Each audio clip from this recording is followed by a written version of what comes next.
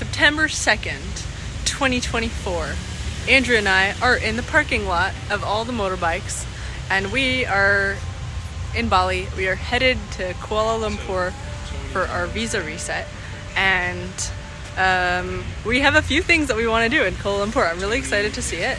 I'm wearing like a nice covered outfit because we don't want to be dressed in Bali attire, but it's gonna be hot, so I'm wearing a bathing suit. We have like pools in our building, and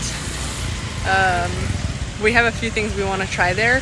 Namely, we want to go shopping, explore the city a little bit, and we're gonna get a blind massage. We're gonna get massaged by blind people, and that's actually the part that I think is gonna be the most hilarious part. My messages to everybody today that the known term sheet. Andrew's talking on the phone. So yeah, we're getting massaged by blind people. Apparently there's like a huge genre in Kuala Lumpur of massage therapists and their receptionists and everyone that works for them being only blind. And it started because someone discovered that blind people make the best massage therapists because obviously like they have a sense of touch. But anyways, so gonna get on a plane and we're gonna see how it goes. Our second country in Southeast Asia. So we biked here, we just parked in the airport, and we're just gonna take one little backpack each. So this is my backpack, just a little backpack each. Okay. Trying to find our way out of this airport.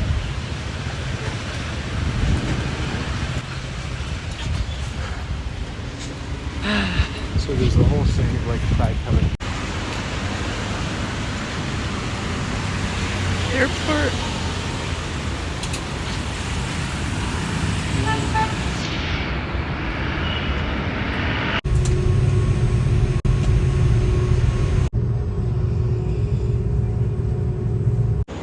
Here it is.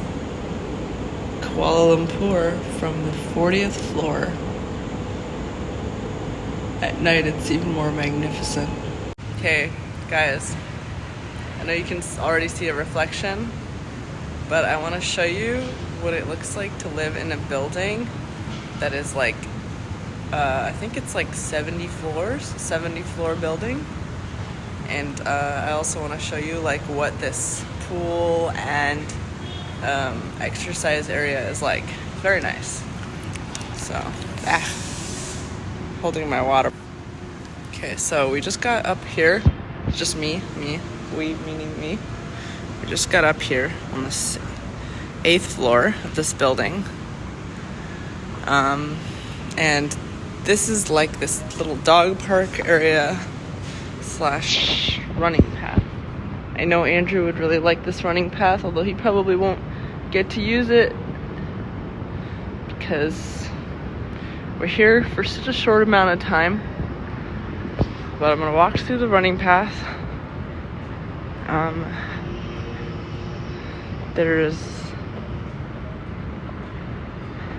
This is like so nice.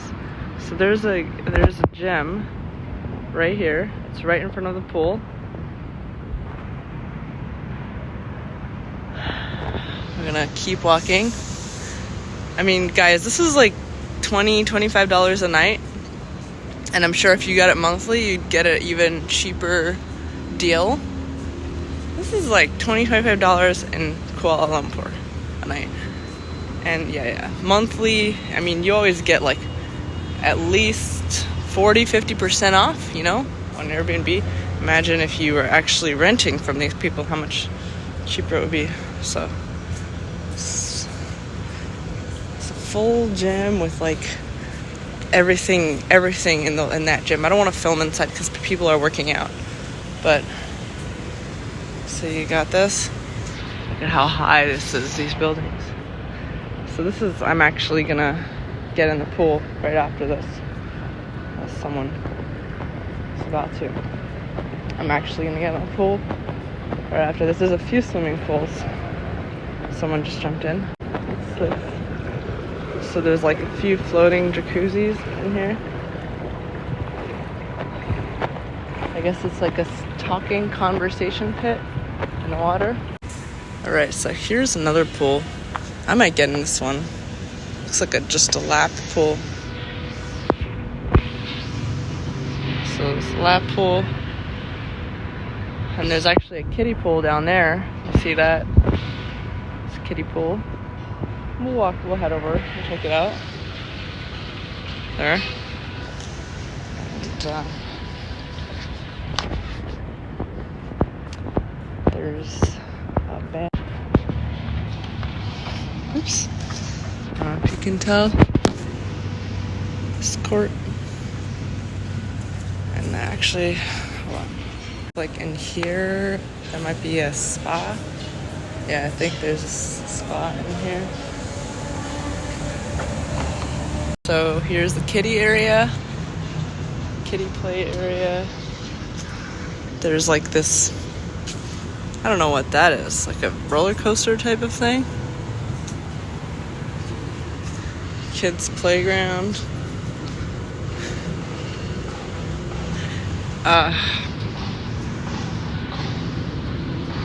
There was even more like courts. There's tennis court, basketball court, ping pong room court. There's basketball court outside. There's like indoor and out. I just noticed there's another basketball court right there. I mean, this place is huge. What's that? I still haven't seen the other side of it, so I don't know what this is. I guess you can do like a dance thing and show your friends. This is like the running path that kind of goes around and behind. So it's like a basketball court and training type of thing. You can train like jumping, all these things.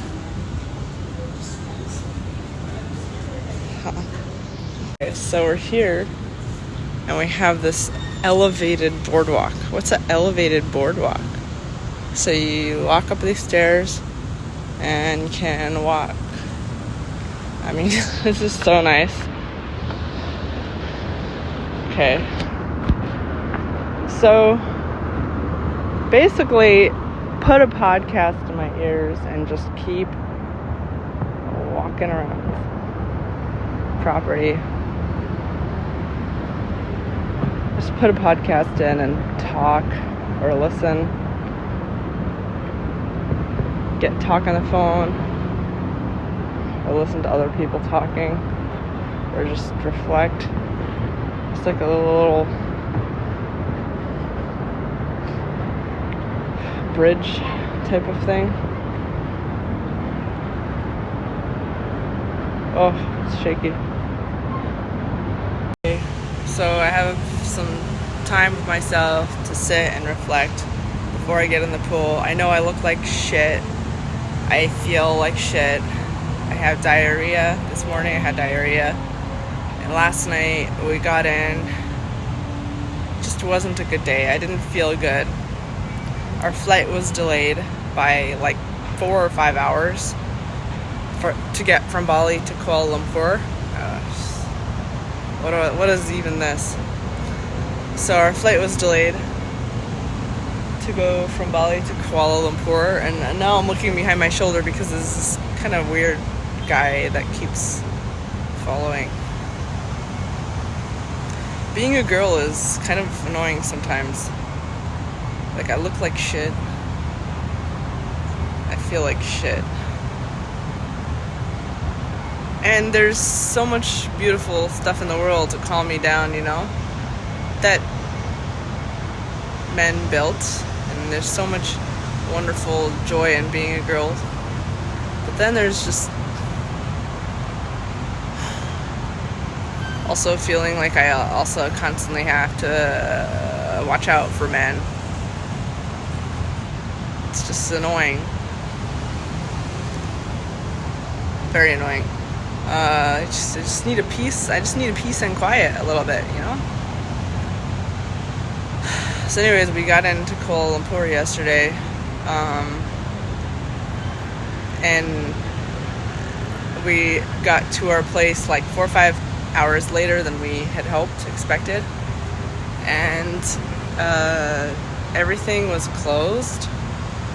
Nobody used like money systems, so it was like just really hard to find a place where they can use a credit card. I don't know why. They use only in a lot of places, even like 7-Eleven, they use only cash or like tap, like you have to use a phone wallet type of thing. And I noticed this is in a few places, and that we asked. And I just feel like I don't like traveling because I feel like I always have to figure it out before we go. Like as a girl, because I'm the anxious one, like I'm always worrying about like these little details. So if I don't one time, if I'm like too relaxed, which I am, I'm more relaxed than I normally am. Yeah, because we've been in Bali, we've been there for 6 months, healing, chilling, whatever. But then it's like we're back out in the real world again, and I remember my OCD is like, oh my god, like all of my mosquito bites are itching right now. I'm really feeling like shit. It's like you get back out in the world and nobody plans anything or figures anything out because they're just not used to ever doing that, because you always do that because you're the anxious one that always plans for everything and manages everything, like little that worries about everything. So when you worry about things all the time, the people around you get used to not worrying about those things and defaulting to you. And if you're kind of crabby about it, they won't ever know why, because they have never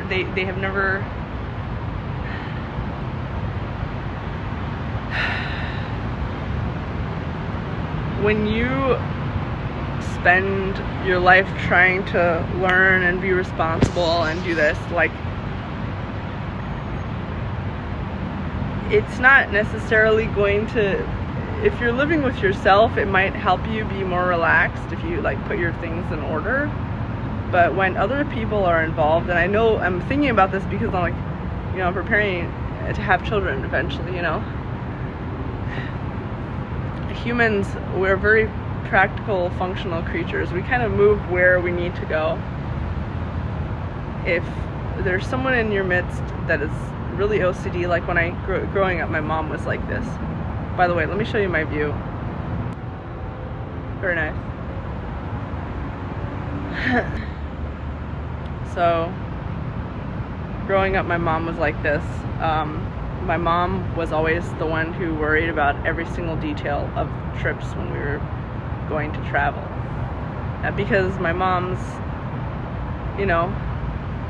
she's more fragile, she's a woman. And this is like with women, it's like this. I see this a lot with women. And we make this mistake a lot.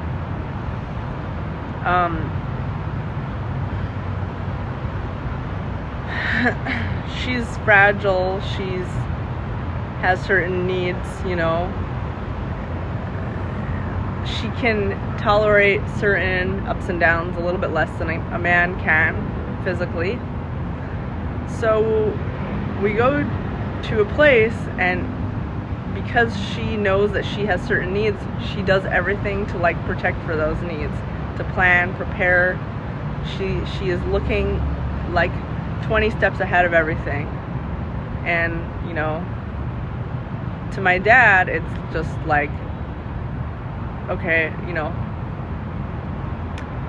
when you're a man in that situation, well, there's really no need to try to fix something that ain't broken, right? So you have this like neurotic woman that is just like managing and preparing and planning for everything, and the guy doesn't have any room to fix anything because there's nothing broken.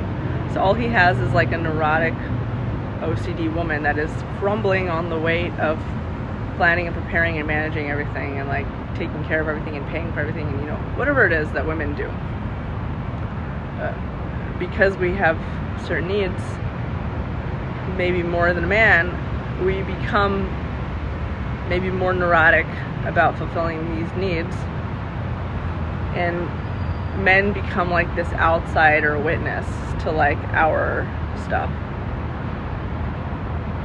I don't really want to engage in that. Like, I don't want to engage in that in my relationship. I don't like it. I watched in other people's relationships for so many years, and I swore to myself, like, I won't engage in it. I'll find a way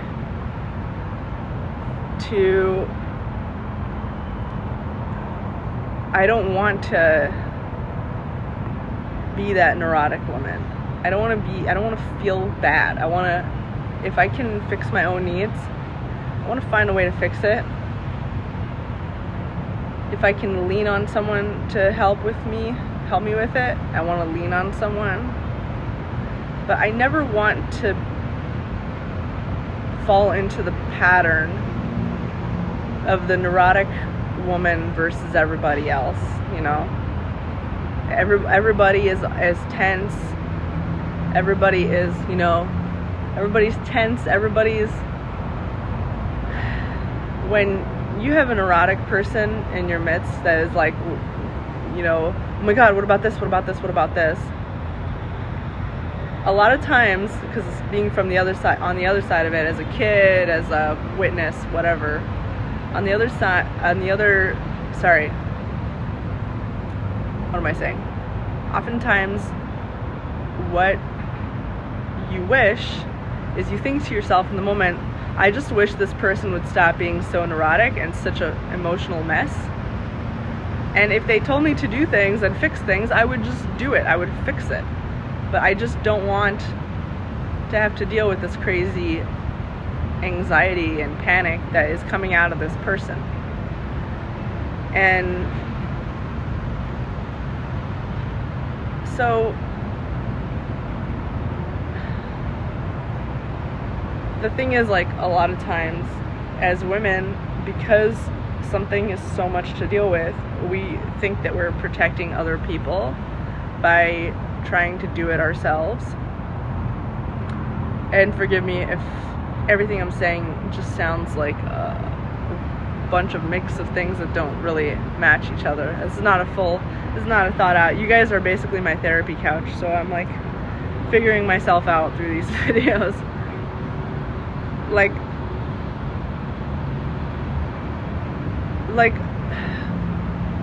the mistake we make is, like, we make the mistake of thinking that other people will crumble if they have to, like, deal with the burden of what we have to deal with. So we try to, like, keep it in ourselves, but then we don't realize, like, other people will crumble if we fall apart. So it's probably better to try to offload some of the burden to other people. And the problem, I think, a lot of times women don't feel like the men in their life or the people in their life are competent enough to offload their problem into. And a lot of this, sometimes it's true. A lot of times it's true. But the thing is, like, it's stories that women have told ourselves for, like, years and years and years. Like, I grew up with these stories. Other women I hear talking these stories, like, it might be true, but the thing is, like, it doesn't have to be. I really don't think that it has to be true. And the more you tell yourself certain stories, like, the more they become true. So, like, if you're in a group of women that are always just talking about how men are incompetent, because I really believe in the law of attraction, because I've seen it so much in my own life, and yeah, I've just seen it so much in my own life.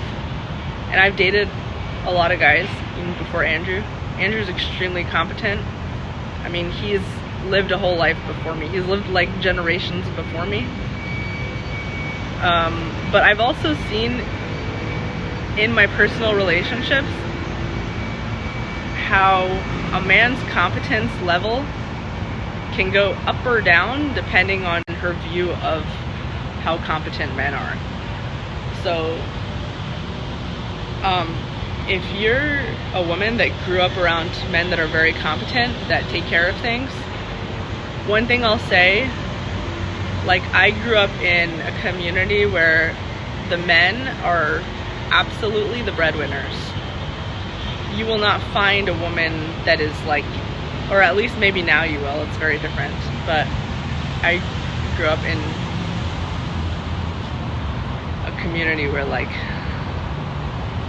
predominantly in a normal family that's not weird or like kind of looked down on by other people, the man is the breadwinner and the woman is usually like close to illiterate. Like, the woman doesn't really have to worry about finances.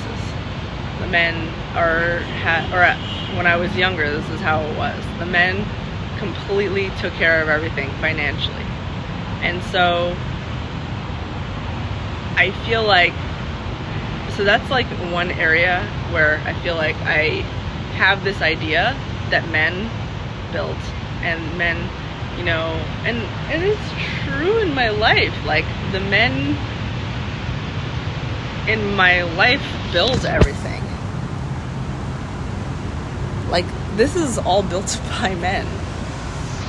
And so I feel like I was able to benefit from having men in my life, and why I was able to still be attracted to men over the years, even in America, where nobody's attracted to men in America. The girls aren't attracted. Like, I mean, I'm sorry to say this, but like, I know there's pockets where women are telling each other how much they love their men and whatever, but like, I feel like generally in the US, like, the women don't really need the men, because there's this energy of like, we don't need men, because women tell each other this all the time, and and it creates these experiences where like it creates these like negative spirals where they don't actually need the men, because they say it a lot, and the men kind of feel useless in the energy of these places, so the men actually become like useless and incompetent, and they kind of perpetuate the cycle, and it's not good for anybody. It's not good for the women, it's not good for the men. But I also have seen how, like, when I am in my appreciation of men, how much more I'm able to benefit from the man in my life. The man in my life, if there's multiple men, you know, that are friends, not dating, whatever, what am I saying? The man in my life. So yeah, I'm just reflecting. It's like, yesterday was kind of a blip for me because I was tired, I was cranky, had diarrhea,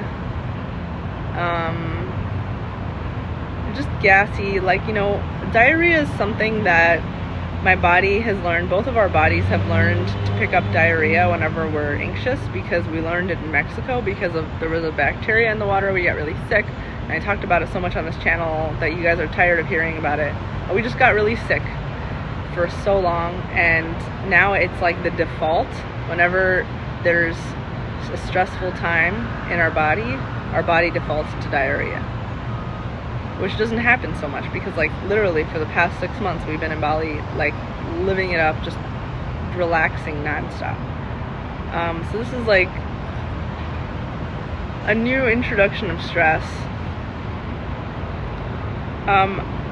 I just felt like I just had this, towards the end of the day yesterday, I had these moments where I started to feel negatively. Like, I started feeling crabby towards Andrew, and I kind of felt like I'm always worrying about everything. I'm always worrying about this, I'm always worrying about that. Why can't you worry about stuff? You know what I mean? And it got me into this negative cycle. And like, so that's why this morning, I mean, I couldn't fall asleep this morning. I woke up and I started going for a walk, and I was thinking about it. Started with the thought of like, what's the point? Like, men are like this, men are like this, you know. Thinking about my childhood experience, where my dad would kind of like not want to deal with my mom being so anxious and neurotic. So he would just kind of like exit the situation for her to cool down, instead of actually like fixing the thing that made her like that or made her anxious. But the thing is, like, I witnessed this pattern so much, and I witnessed it in my friends and other people, and it's like,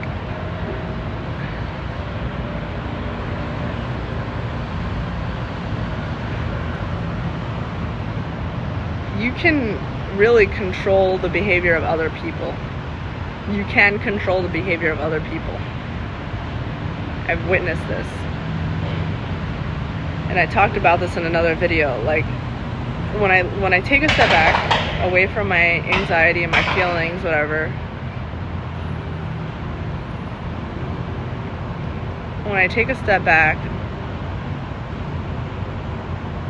away from my personal experiences growing up or whatever, and I know everybody has this, so, you know, anyone who's like, oh my god, like, why are you spilling your dirty laundry on the internet, blah blah blah, like, I know you've personally dealt with this too. This is the age-old male-female problems, dynamics that people deal with.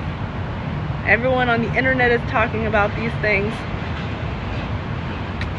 So yeah, shut up, anyone who has a problem with me talking about this.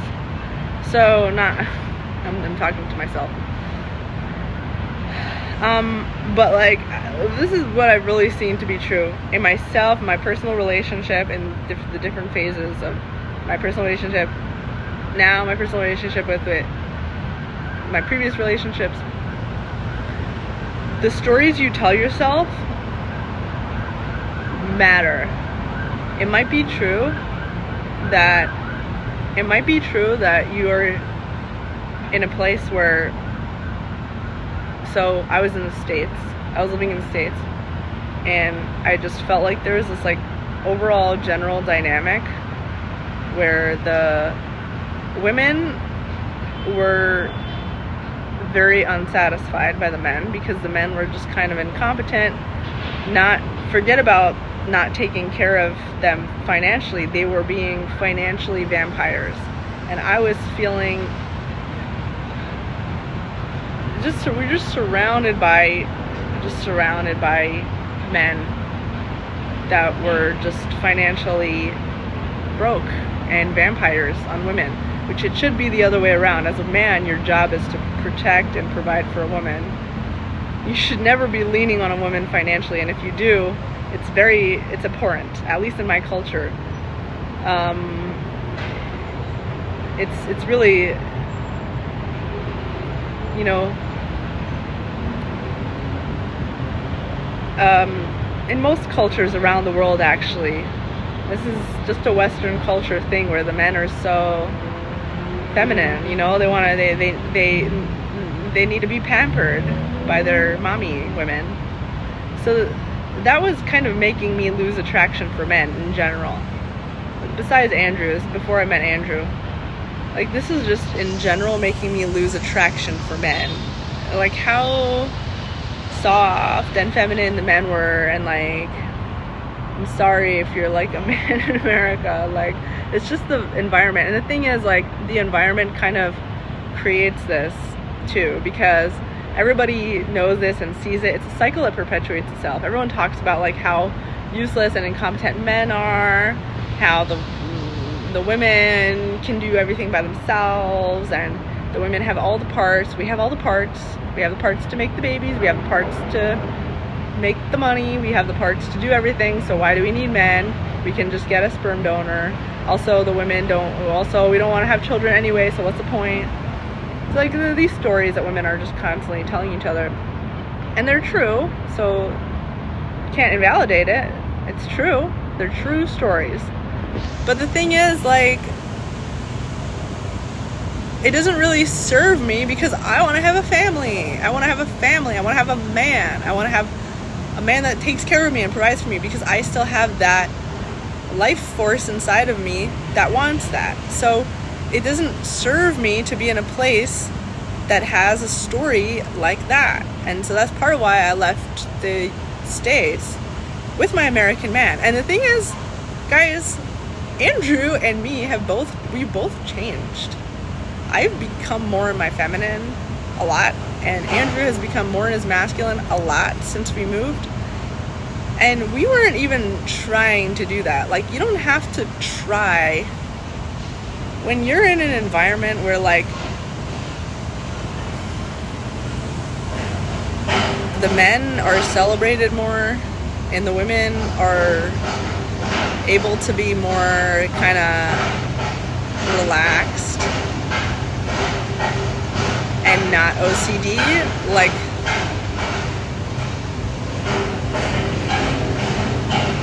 everybody wins. And it never works by stewing in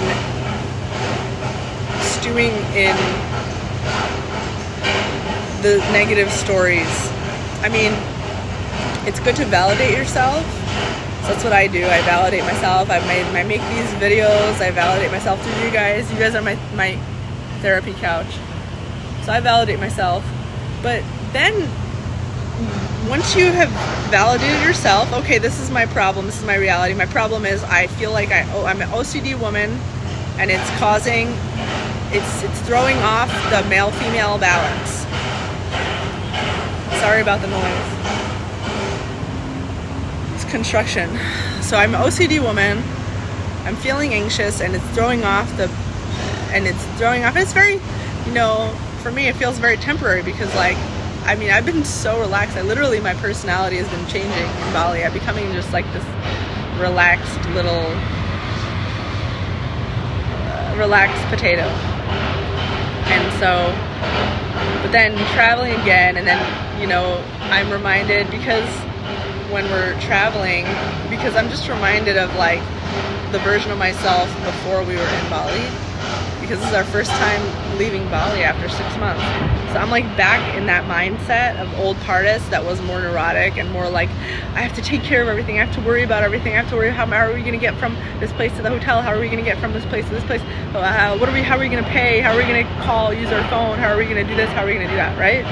Because I'm reminded of that version of me, I default back to that version of me. The sound is so annoying, I'm sorry. But I just want to finish my thought. So, it wasn't bad last night. I was just crabby. I was popping off at Andrew for everything. I was noticing everything. Everything was itching me. Also, my mosquito bites were itching me more. This is how I know that I'm going to be more crabby and I'm going to nitpick at everything because my body shows it first. So then I just noticing everything. I was like, oh my god, you didn't do this, you didn't do that, and I don't even have to say it for him to know that I'm thinking it. So I'm thinking it. I can't not notice it. I'm thinking it. So then this morning I'm like, okay, I'm gonna sit back. I'm gonna reflect on this. So there's truth to everything, but also a lot of it is stories that you've told yourself for a long time that kind of put you back in that energy and bring that situation back. So I've seen myself luckily I've seen myself in two realities. I've seen myself in a reality where I'm completely in Bali. I'm completely lazy, relaxed couch potato girly girl. I'm in my feminine. I'm just doing whatever I want, eating whatever I want, relaxing, sleeping, whatever. And my man is worrying about everything. He's taking care of me. He's the neurotic one. He's worrying about everything. He's taking care of me all the time. He's really carrying the burden emotionally, mentally. He's worrying about where are we going to live, what are we going to do.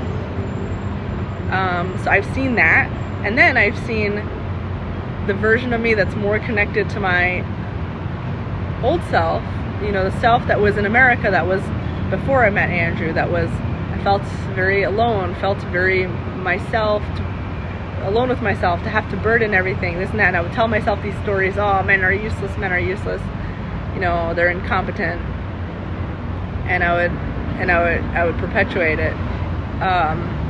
And I was around people that felt that way too, that had these same experiences as me, constantly.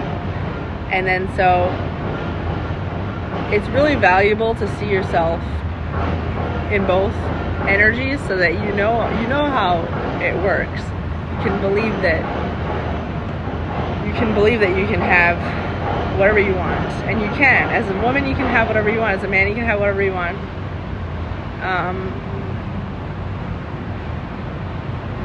But in addition to actually having what you want, it also takes, I think, being open to the possibility that you can have whatever you want. And if I'm not giving you enough examples, I'm not being enough open about my life to give you enough examples to tell you, or maybe I'm not able to show you all the things that you can have, like, tell me so I can show you more, or go find it yourself, explore it. You can really have whatever you want. But I think, like, the worst thing is to keep a situation, a pattern that's like a certain way going, and not change it, just doing it forever, and keep telling yourself these stories, you know. I've cut off a lot of people in my life.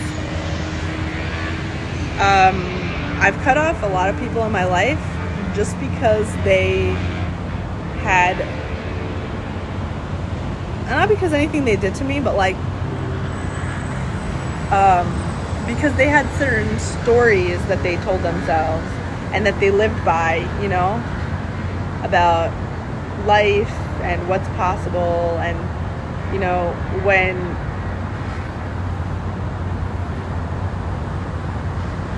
you're around people that tell themselves a certain story, it's probably because that story is true for them in their world and their reality. And by being more connected to them in their paradigm, you're going to be in that paradigm. You're going to be in that reality. If you want to be like a housewife, I know a lot of people don't, but if you do, you want to be a housewife that is totally pampered and cared for by her husband, the most important thing you can do is to truly believe that you can have that, and that's a reality, and that's just a fact of life. And the way to do that, I think one of the ways to do that is talk to people that are living in that paradigm. Find those people and talk to them and allow them to pull you into their paradigm. And they will, just by you being connected to them, to just pull you into their worldview, into the way they see the world. And you start to see why they see the world in the way they do. And you become that.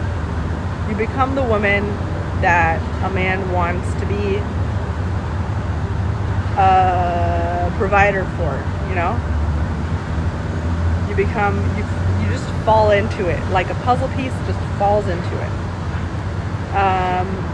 Conversely, if there's something that you really don't want, like a type of lifestyle or a type of thing, a reality that you really don't want, more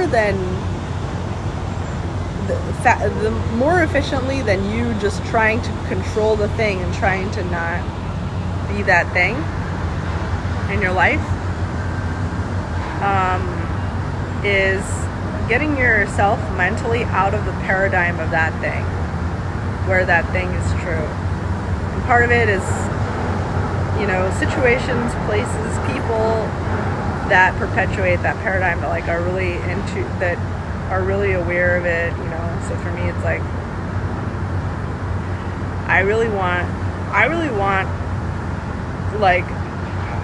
I really enjoy, and I've seen the benefits of, and I love the male-female relationship, the one where a woman relies heavily on a man to be her everything, protector, provider, you know. Because I've also seen it in my parents in a lot of cases. I'm presenting my parents in a very one-sided way.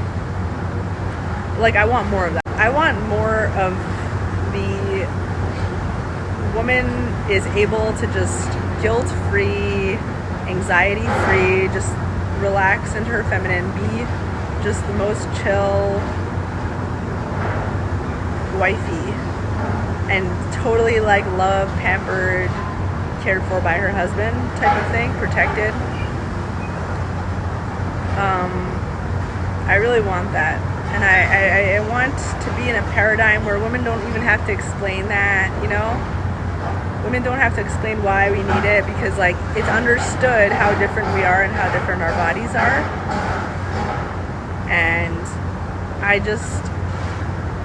don't really feel like I was around any of that in America. Like, even the people where, like, the men were providing for, in American culture, like, in the English speakers, like, even the people where, like, the men were providing for their women, those men were such an anomaly that they always had, like, tons of girls flocking to them, and they were generally kind of players, you know?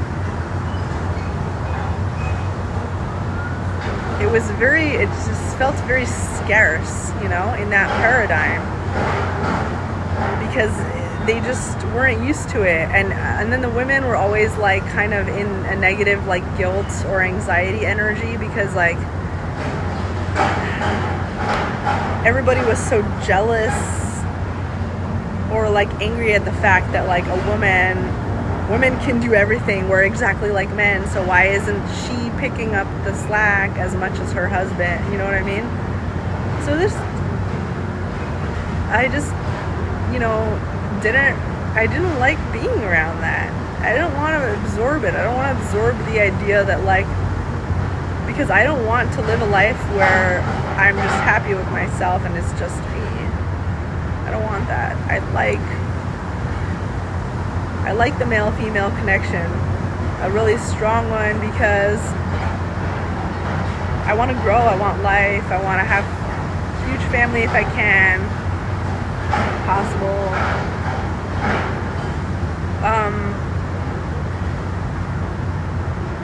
Because I know what a man can be when he's in the right environment. You know, and I know what a woman can be when she's in the right environment. And an environment that tells you that, like,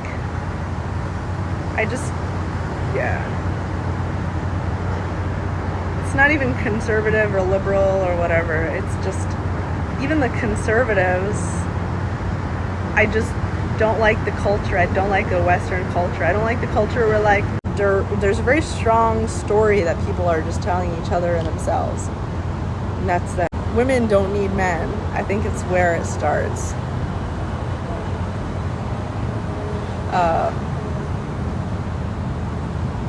And if you don't need a man to, like, work and make money, then even if you want a man to take care of you, he won't do it, because he'll be like, oh, well, you can still do it yourself, just do it, you know? Because, like, the men, they see the women as the same as them. They see the women as their buddies, you know, in America.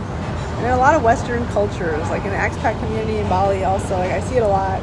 The men, they see the women as their buddies. There's no drive to, like, in a lot of the expats. It's part of why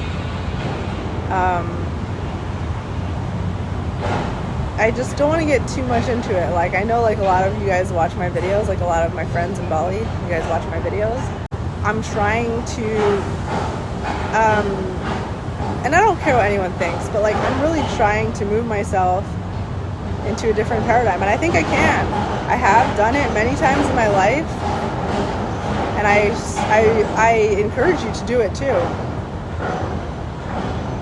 I encourage you to do it for yourself, and in however direction you want your life to go. Don't care what anybody thinks. Literally don't care. If anyone will be offended, who cares? It's not their life, it's your life. Move yourself between paradigms. You see people living the story that you want to be able to tell yourself one day. I want to be able to tell myself that I'm so strong and confident. I want to be able to tell myself that I'm very chill, that I'm a very chill person. That's what I want to tell myself. DGAF. I want to tell myself that I'm a DGAF girl, that I don't care. And I just, you know, I'm just total chill wifey. And I know that reality can happen. And I know I can make it happen even faster by immersing myself in communities where people do actually tell themselves these stories. Because, like, God, the expat community in Bali also, it's just an amalgamation. There's so many different expat communities in Bali. So, like, it's not like a blanket statement about everybody. But, like, it's really, there's so many Westerners and there's so many like hippies, Westerners, whatever. There's so much good stuff that I like the health stuff. I love the health stuff and self-development and growth. What I don't like is just, and if you only speak English, then you won't know what I'm talking about. But if you speak another language, preferably in like an Eastern language, a language where people are maybe more traditional, and you've seen what I'm talking about, you'll know what I'm talking about. The women are really, really competent, and the men are just kind of like horny and useless. They're not really like men that are like strong, you know? I'm sorry for insulting you if you feel like you're that person. And if you do feel like you're that person, like, why do you think that you're that person? Stop insulting yourself. But like, in a lot of like Bali expats, I just notice it. Like, the men are, there's like no need to protect and care for a woman, because like the women are just, they see them as like one of their own. They see them as their buddies. They're very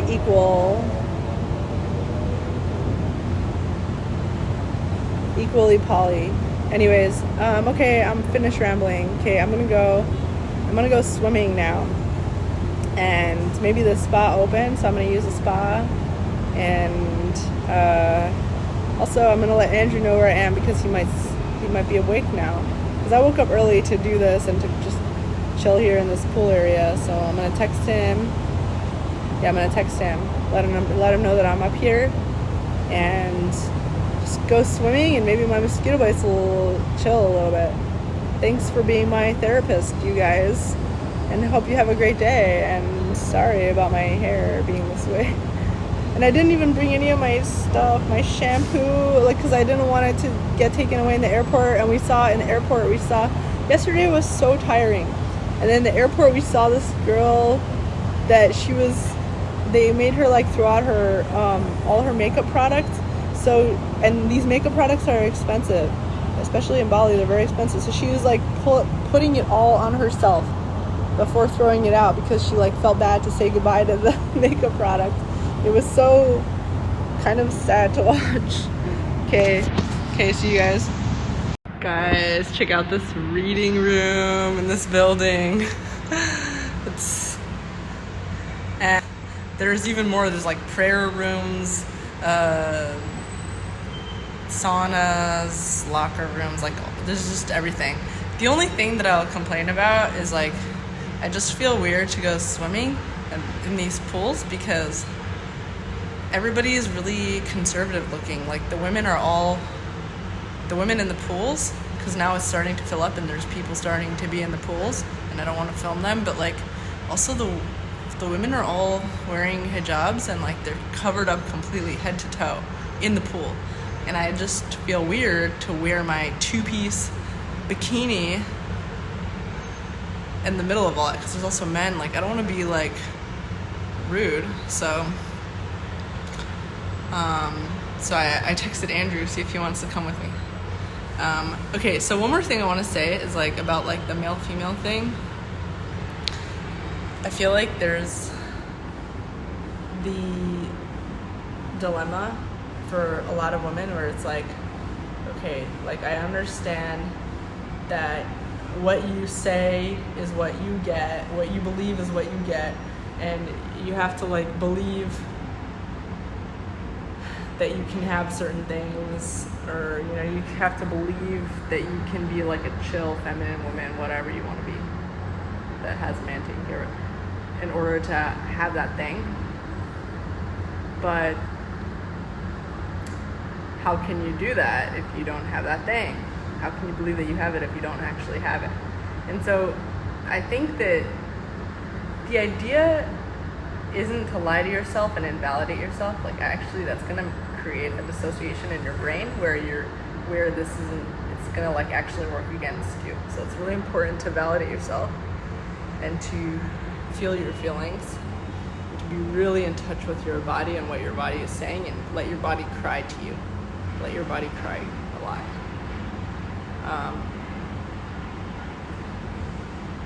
But I think the idea is more to bring more situations in your life that kind of assist the reality that you want. So like, let's say I want to be like a chill, relaxed woman that like my man just pampers me and takes care of me.